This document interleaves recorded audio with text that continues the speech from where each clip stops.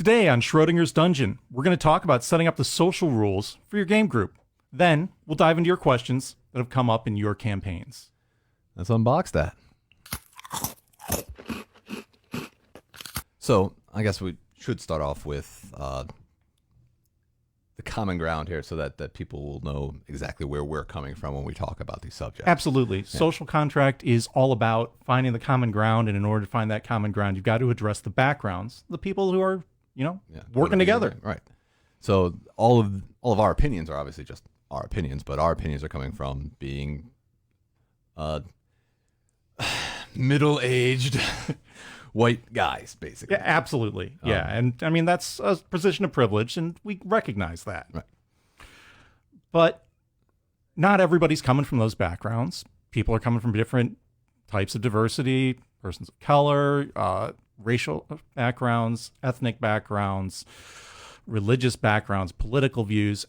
There's going to be a lot of different ones. Not all of them are going to be immediately obvious, and you've got to respect those places that people are coming from. And I've noticed, obviously, from when I first started role-playing way back in the 1980s, it was mainly just white guys who were playing. It was very, absolutely. Going to Gen Con even in the 90s, you would be hard-pressed to find women that were role players that weren't just there to promote things or what they called the booth babes back in the day. Absolutely. Gen Con 91, we counted 4 women at the show out of 17,000 people. Right. May have missed some, don't doubt it, but that's what I saw. And I think over the years, and rightfully so, it's gotten more inclusive. Thank God. Yeah. Well, White Wolf, I think, really helped. Oh, there's no question. Yeah. And games that appealed to a broader audience that weren't just, white dudes. Right. And that's fantastic. It wasn't just bikini-clad, armored women in the pictures anymore, and it was, you got a lot more cooler, in my opinion, like more diverse characters, more diverse, especially villains and stuff like that. And I think over time, the nerd bug went from being something that was, this fringe group of people to much more acceptable, obviously. Sure. But the thing we got to keep in mind is as this group has grown, as we've drawn in other people into the hobby coming from different backgrounds, we got to respect the backgrounds they're coming from, the places they're coming from, and make sure we're doing things that, aren't going to drive people away from our groups. So when we're setting up a new group, we want to make sure that we're being accommodating. Now, accommodating varies from person to person and group to group. So keep that in mind, but you got to make sure you're all coming from that same place. And that's what we talk about when we're talking about the social contract, making sure people respect one another. And not only that, depending on what game you're going to play, be very open about the type of game that you are going to have. Oh, absolutely. What's going on in a horror game is very different from what's going on in a supers game, or at least it should be. Right. And you don't want to have, or if you have a game that deals with very tough subject matter, make sure everybody's on board for that type of subject matter to be on the table. And maybe you don't want to be running that game for a group of 9-year-olds. Yeah, obviously. Yeah.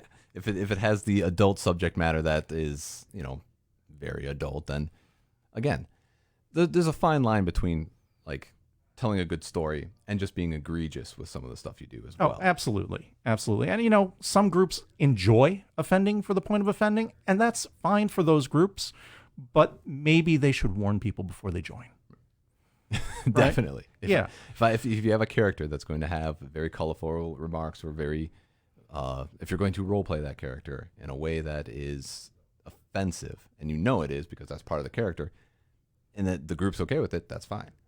Because exactly. it's acting, Yeah. Like Archie Bunker in real life wasn't a racist dude, but Archie Bunker on the TV show was. Absolutely.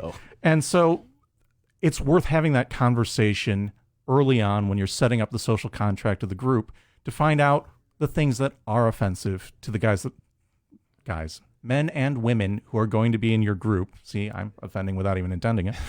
And make sure you're looking at that, because what's offensive won't always be obvious, whether it's due to different backgrounds, due to different life experience, due to things that have happened to friends and family.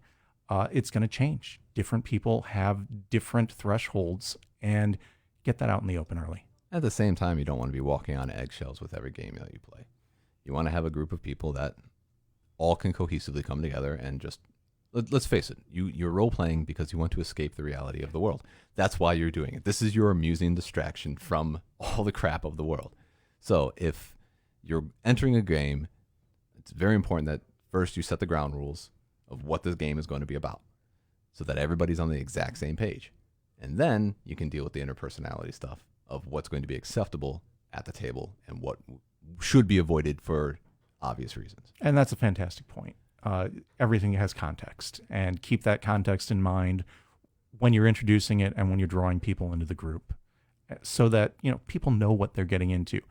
If somebody's brand new to gaming, maybe don't completely overwhelm them, but also be respectful of them. And a big thing is, though, like, if you are going to be running a game for newer players, you probably don't want to start off with, if let's say these newer players don't really or have an idea about role playing is, and that's swinging swords and killing orcs or whatever, and you want to play Cult. And they're like, oh, that's a role-playing game, right? For the record, Cult is a very adult, horror-themed role-playing game that draws heavily on a lot of Clive Barker's inspirations. If you're not familiar with it, it's definitely mature subject matter. And it can get into some excessively dark areas. No question. But so can pretty much any game that you run. You can take the game wherever you want. Oh, yeah. Story. What makes story interesting is always going to be conflict. We played decades ago, my friends and I played a Rollmaster campaign, which there is nothing in Rollmaster that's inherently, offensive. And we decided we wanted to make a group of evil characters. And boy, howdy, did that turn dark about 2 sessions in, to the point where we were going, yeah, we got to put this away. Well, I mean, even games that, like you said, not just Rollmaster, but other games out there that don't have that dark aspect to it, any story you put in could have a dark aspect. And let's face it, you need, for any story to work well, you have to have conflict of some kind. And normally, it has to be conflict that is of such degree that makes people want to be interested in it. So, somebody stealing a loaf of bread is not going to make a fun game.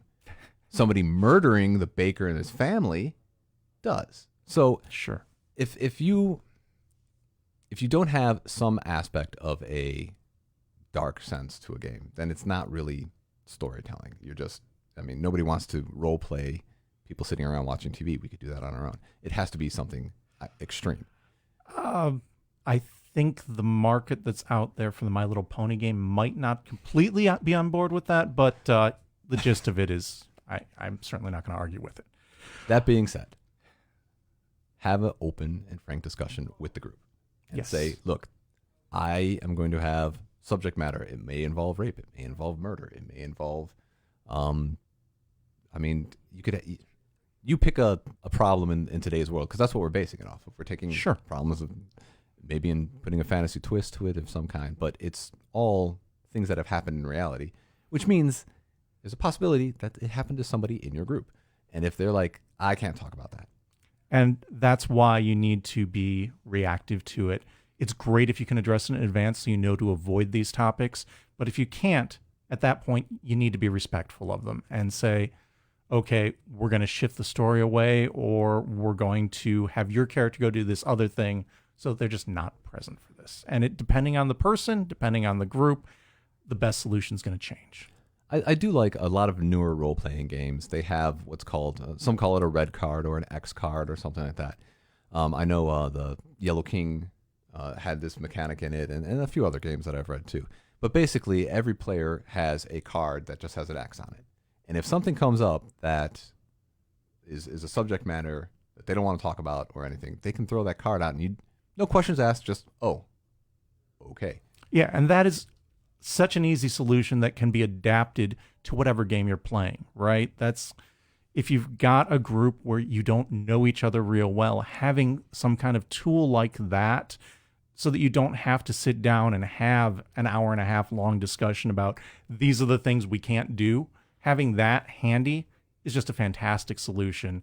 And again, you just need, as the game master, to be flexible enough to change things up or readapt the storyline to avoid whatever that topic was. And also, like I said before, you don't want to be walking on eggshells you need to have fun, right? So if somebody comes in and they're like, oh, I agree to this, I agree to this, I agree to that, because you've already been open about what the game's going to be about. If somebody comes in and they're like, oh, I agree to this, I agree to this, I agree to that, because you've already been open about what the game's going to be about, if somebody comes in and they're like, oh, I agree to this, I agree to this, I agree to that, because you've already been open about what the game's going to be about, I think having that little red card, because maybe something will come up. But if they're throwing that red card out on everything, just be like, maybe this isn't the game for you. And that's when you have that grown-up discussion Yes. with the players as a group, or just between the game master and that one player, if that seems more appropriate, about, hey, we're getting into a difficult situation here. Because not every group of people are going to have a great time gaming together. As much as I'd like that not to be the case, it's true. And so you need to figure out where the best place is.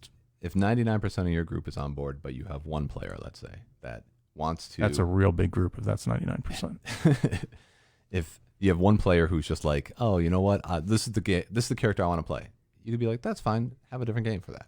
Absolutely. We're all here to have fun. If you're making a character to just, I don't know, I guess be a dick to everyone else, then you know what? I've had groups where this has happened before, where I've had players that make great NPCs. Oh, no question about it. Yeah, there are always going to be some character who, somebody who saw this character in a TV show or read about him in a comic and said, that's the dude I want to play. And you go, well, that's fine, but they're not a team player, and this game is completely dependent upon working together. And having respect for each other, too. I mean, absolutely. You can have disagreements sometimes. And I've had gaming groups that have fallen apart because one or two people are like, we want to play this game this way. And the rest of the group is like, well, we've been playing it this way for a while, and we've all enjoyed it. What's going on here? And it just comes down to, well, they'll use the excuse, well, this is what my character would do. Of course. And, maybe that is what your character would do, but in that case, maybe that character isn't such a good fit. And again, it's all dependent upon the game. And a lot of times even this game says, like a game of Lamentations of the Flame Princess is going to be very different than Dungeons and Dragons. Even though they're both fantasy games, even though they'll both have like dark elements to it, Lamentations of the Flame Princess is all about the darkest type of subject matter. Some people even say sadistic type of subject matter many times. And conversely, Amber, Diceless Roleplay, is a game where the players are going to backstab one another. They're members of a family whose whole existence is Machiavellian, and they're out to get one another. So yeah, the characters are not going to get along. That's part of the concept. But that is completely different from I'm playing a Marvel Supers game where I've got the Avengers, right? Different format. And you need to respect that format as part of your social contract. So, it's been since the pandemic since we've been able to actually do this. But our first podcast was about basically campaigning, like how to start this whole thing up. Absolutely. So if you go back and look at that, you'll see like a lot of the subject matter we're talking about right now is the same thing.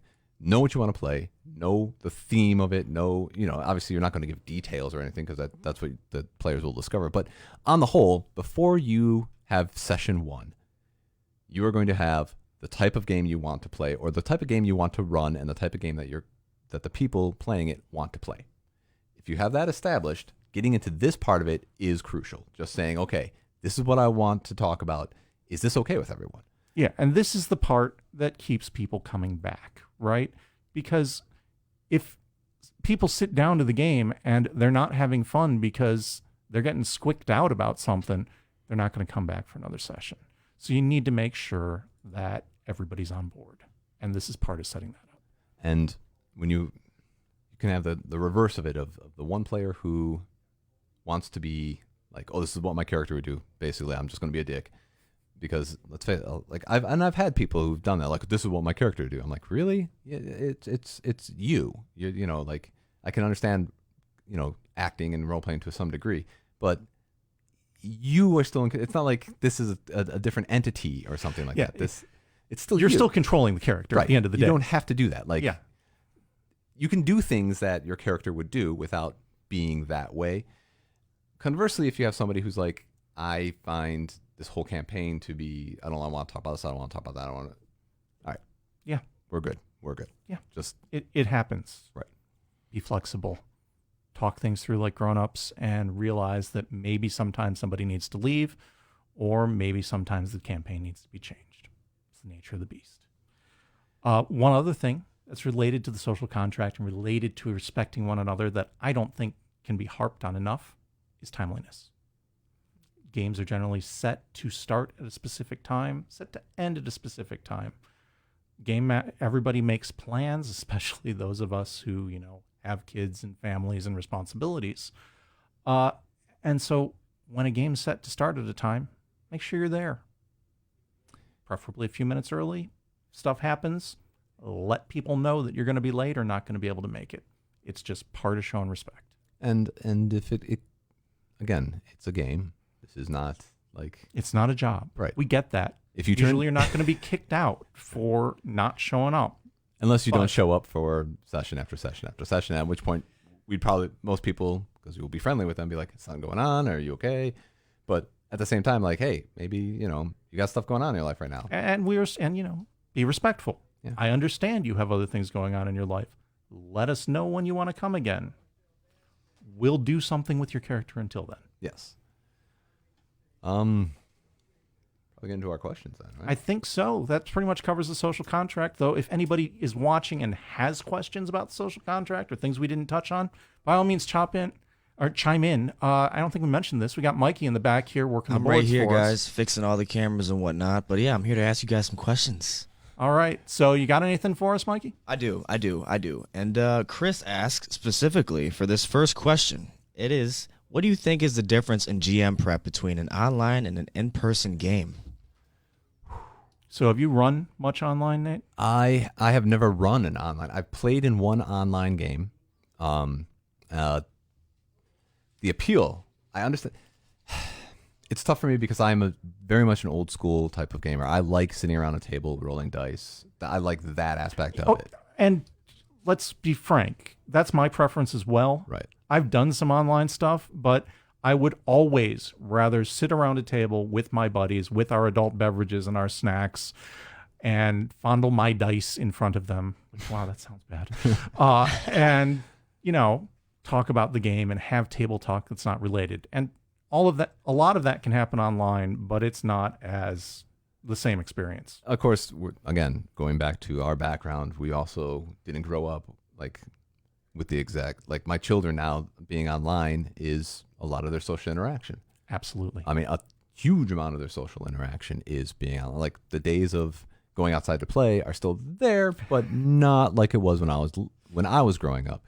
So I understand the appeal of a lot of online games. Now, from what I know, talking to the GM of the game that I did play, which was a sci-fi kind of steampunkish type of game, there are tons of programs out there for GMs to utilize when you're doing an online game, from creating maps to rolling dice. All of that is in various programs that a lot of them are downloadable for free. Some of them are a small subscription fee, but prep work, as far as it goes, is really a lot more visual based and story based. So you have to add that into it. So I think it's actually dependent upon your style of game mastering. If I am running a pre-generated adventure, a lot of times that adventure will have handouts as part of it, right? And if I'm face to face, then I will hand those handouts out. If I'm playing online, if I've got those handouts in a PDF, I may be able to pop them up on the screen, but that's not quite the same. Related to that, though, there are multiple platforms where you can buy the license, and I'm not sure if D&D Beyond does this or not, because I'm not a big D&D guy anymore. Mm-hmm. But when you buy the game through that platform, all those handouts are pre-generated, and some of these platforms have a lot of the mechanical elements already built in so that, your dice rolls are already there. So if you're buying something and throwing money at it, then there isn't a whole lot of prep work. You just have to read it, which is pretty comparable to what you're doing when you're running face-to-face. But if you're a seat-of-the-pants game master, which I usually am when I'm not running something that's pre-written, then that changes my prep work dramatically. Because if I'm doing something face-to-face, my entire adventure will be, oh, here's 6 bullet points on this sheet of paper. Mm-hmm. And that does not work at all for using a virtual tabletop. So when I run a game online anymore, I don't use a virtual tabletop. I use a conference call app, Zoom or Skype or any other one, depending on the group. And then I just use the Immortals Inc. Discord. Join the Immortals Inc. Discord, in fact, because there's a dice rolling app in there. So we'll all grab a room in there that Immortals has been kind enough to set up for us, use that for our dice rolls, and use the conference call for everything else. Well, so I guess it's a double-edged sword, to be honest. Like I'm playing back in my mind what we just said, and it's like, yeah, it's easier and it's harder at the same time, depending on what you're doing. Yeah, I think it's really a case where throwing money at it can solve a lot of problems, but throwing money at it can solve a lot of problems for your prep work for a tabletop game too. Like for the Masks campaign, throwing money at it gave an amazing set of handouts that we used. Oh yeah. But it's not free, and if I were to try and make those by hand, I'd be at it for decades. Right. You guys ready for another question? Yes. Absolutely. So it's like a hypothetical. It's basically if I gave my player characters a puzzle that I thought would be easy, but they've spent 2 sessions trying to solve it or more, and they're way off track, how would I rein this in? Yeah, that's a fun one. The wrench in the machine. Yeah, right. Yes. Yeah, that's certainly had experiences like that. Have you? Oh, plenty of times. Yeah. And something that you think is obvious clearly is not as obvious as you thought it was, and that can be a case of the game master just trying to be too clever. Yeah, that happens. For me, usually, again, I tend to try to run things without a ton of support so that I can be flexible when I'm running it. And to me, the solution at that point is, well, what do they think the answer is now?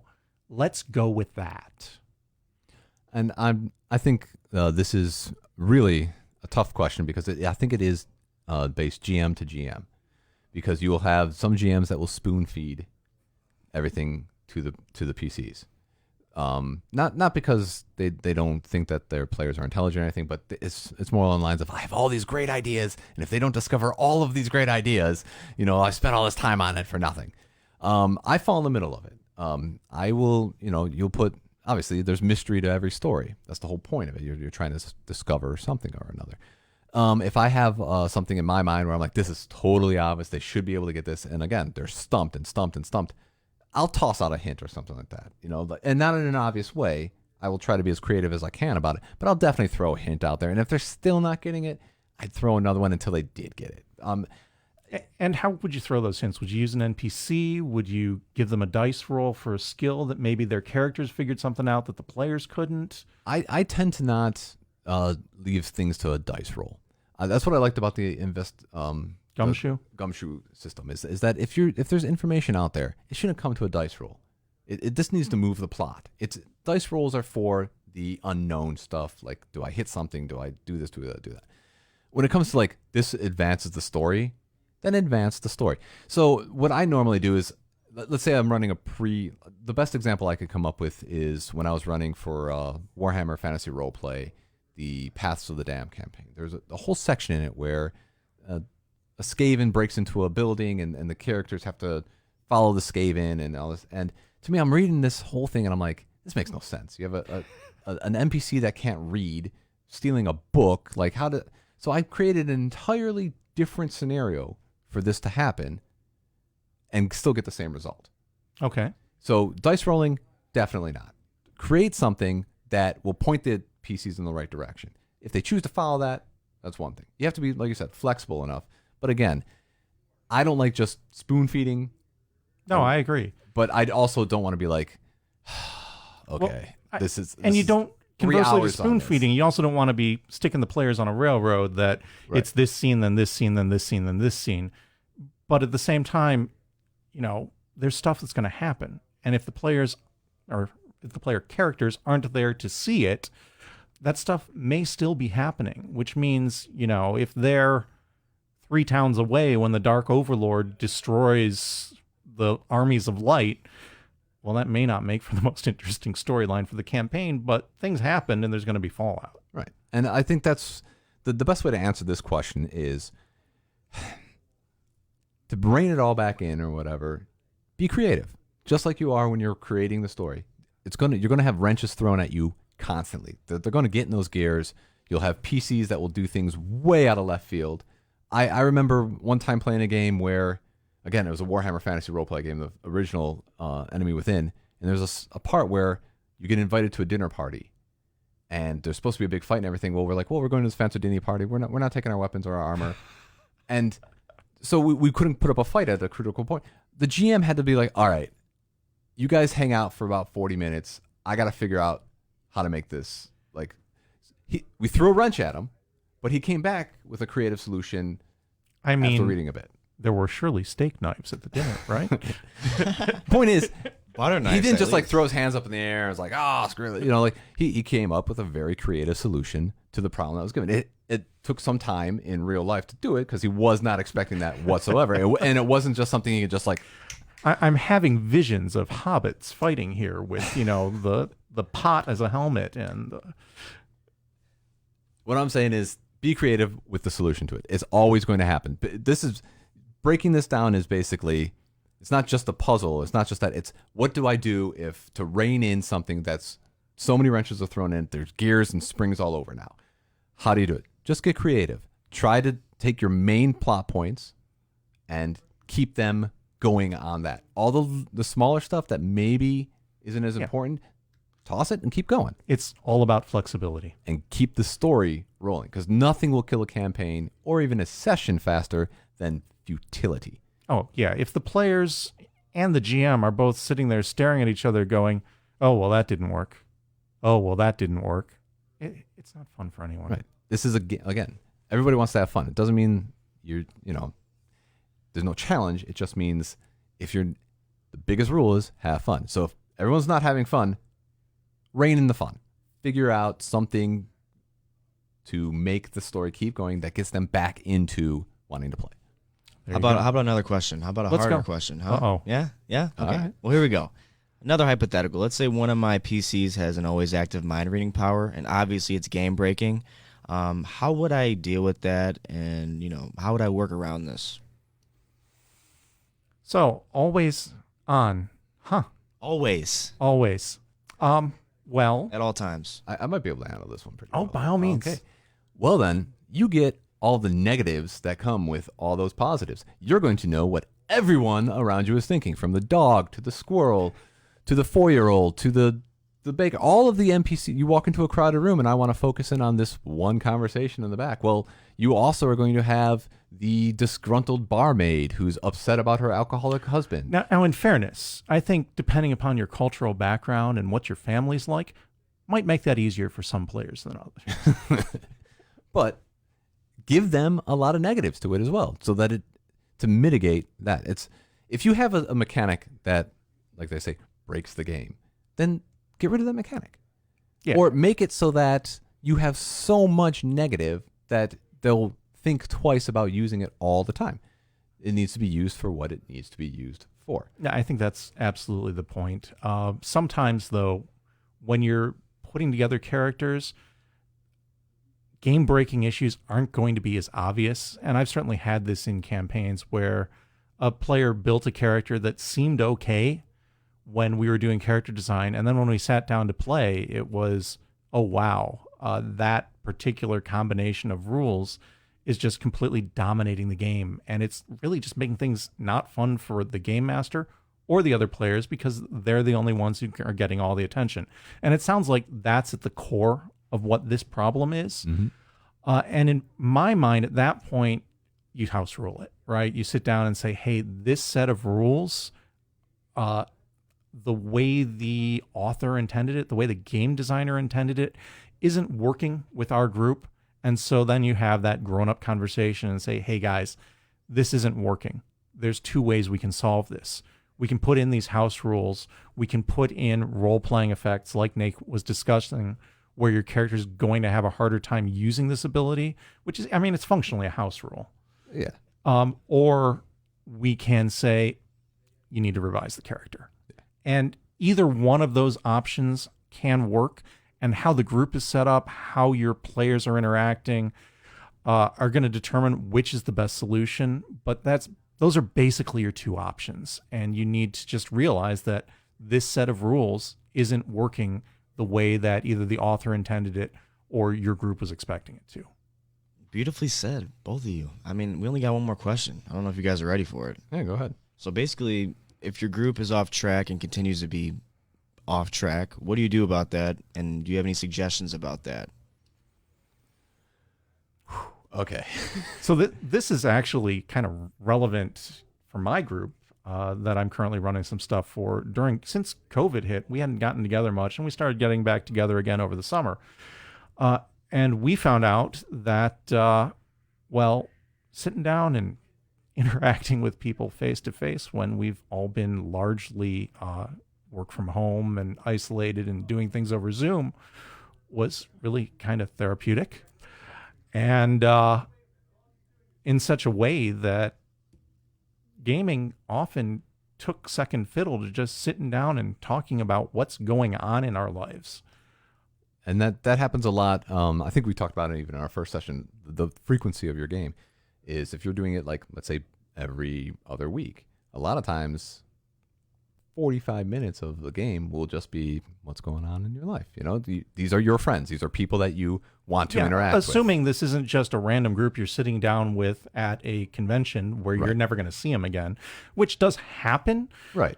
But that's a very different game, too. I don't think that's what we're talking about here, since they're saying that it's happening repeatedly.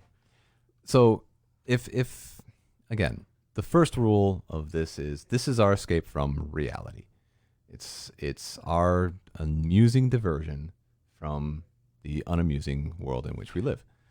And a lot of times, as long as it's okay with everyone, is what I'm saying, is if you're sitting there and you're off topic and everybody's chatting with each other and enjoying the conversation, enjoying it, everyone's contributing to the conversation. It's just like basically instead of role playing tonight, we're just having some beers and BSing with the group. That's fine too. If only one person wants to do that and the rest of the people want a game, again, that's when you need to be like, hey, let's keep the side table talk off and just now if you have people who are just like, if I'm here to game, I'm going to be in character the whole time, you know, like and you have people who are like that just this is what I want to do, this is what I like, and everybody else is kind of in a joyous mood. Again, just reverse it. Hey, we all want to play too, but you know, we're all here to have fun. You know, this act does kind of go back to the social contract issue that we discussed earlier. Different people are going to have different priorities for their game experience, and you do all kind of need to be on the same page for that. Now, that being said, if it's off topic, I guess it's how is it off topic? Is it off topic pertaining to what's exactly going on in the game at the moment, or is it off topic as in we're still talking about the game but rules and whatnot outside of it? Like I guess there are some games that are pretty rules heavy, and a lot of times people will just talk about rules instead of being in game. Like how often have you had somebody like, I got to look up this rule, this rule, yes. and for 15 like combat would go on forever because you have all these different rules interactions. Now, to me, that type of off-topic stuff, just be like, hey, you know what your character has, make a cheat sheet for yourself. Yeah, absolutely. And just put that out there. And if it's, just as an example, going back to 2nd edition D&D, grappling rules. Oh, yeah. Yeah, anytime the grappling rules came up, we would be of the opinion that, well, we could pull out the book and look it up and spend an hour, or we could just say, roll a d20. Oh, you rolled well? Good, this happens. Right. And sometimes when you're in those situations, roll a die. If it's good, what you want to happen happens. It's going to save a lot of time. It's going to be more enjoyable. And if that's something that you're planning on using a lot in the future, look up those rules between sessions. But other than that, if it's just people BSing and everyone's having a good time or whatever, if you're like, I really, really want to run this game, and your group is just somewhat into it or barely into it, they're more there just to, like, unfortunately, I've had friends who were, to them, role-playing was drinking heavily with a bit of dice rolling thrown in. So in the beginning of the session was awesome, by the end of the session, they're slurring and they can barely roll. You know, like it got to that point, and it's like, all right. Yeah, I went to college too. Yeah. So how do you, it's hard to rein something like that in unless you say, hey, you know, like, I don't want to get in your personal business, man, but, you know, you're getting wasted being here. Like, why not just have less or not be in the group? Because, and I've had to do that. I've had to literally tell people, look, don't come back. Right. I mean, You know? again, that's the social contract. You Right. got to talk these things through with people, make sure everybody has the same set of expectations, and make sure everyone is treating one another with respect. If you are, you know, planning on not being coherent at the end of the game, unless everybody else is, make sure everybody else is cool with that, right? And that's a big part of this too. This question of, you know, how do I rein it back in? Well, go with the flow. If everybody's just wanting to sit around for 15, 20 minutes and just talk about life, let it. Even if you're like, man, I really want to run the story. Everyone's enjoying it. That's why we're there. Like, we're all here to have fun. Yeah. If on the other hand it's just one person doing it, respectfully say, hey, don't do that. And if you just want to talk about life and everybody else wants to play, respect your players and be like, look, all right, I will shut up about the world and we'll immerse ourselves in this fantasy. So it's all very subjective to the moment, actually. So it's hard to give advice on this other than just go with the flow. If your players if the people there are enjoying themselves, then that's what's important. But if you do feel like it's disrupting your group or you feel like it's breaking up your energy to keep playing, then really that's when you got to have that grown-up conversation between games, probably. Yeah. Send out a text to everybody about, hey, you know, next session, can we, you know, I really want to run this story. I've worked so hard at this story. I know we all have tons of stuff to say to each other, but can we just focus on story? And a lot of times, even just saying that, I've had people who are like, yeah, you know, like they start to play their character and then they just get into the game, you know? So just go with the flow. And if the flow is not going well, then have a discussion. But normally everybody there is of the same mind. They want to have fun. So they're pretty flexible on what's going on. Yeah. All right. I think we covered that pretty well. Mikey, we have any other questions? Yeah, those were all my questions. Like I said, beautifully answered. All right. Thanks everybody for watching. I did want to say, you know, keep an eye on our Schrödinger's Dungeon page on Facebook. Keep an eye on the Immortals Inc. page and the Immortals Inc. YouTube feed. Thanks again to Immortals Inc. for hosting us. Yes. If you're not on the Immortals Inc. Discord, check that out. We'll try and get a link to that in the comments. I did want to mention there's a guy by the name of Jeff on the Discord. Shout out to Jeff if you're watching. He's posted in the Dungeons and Dragons threads forums on the Discord saying that he wants to get a group together to try and experiment with different RPG systems, to check out different systems. I think that'd be a fantastic idea. I think that'd be a lot of fun to have a regular group that's just sitting down trying out different systems. If you're interested in that, hop on the Discord and join into that chat. All right. Thanks for watching.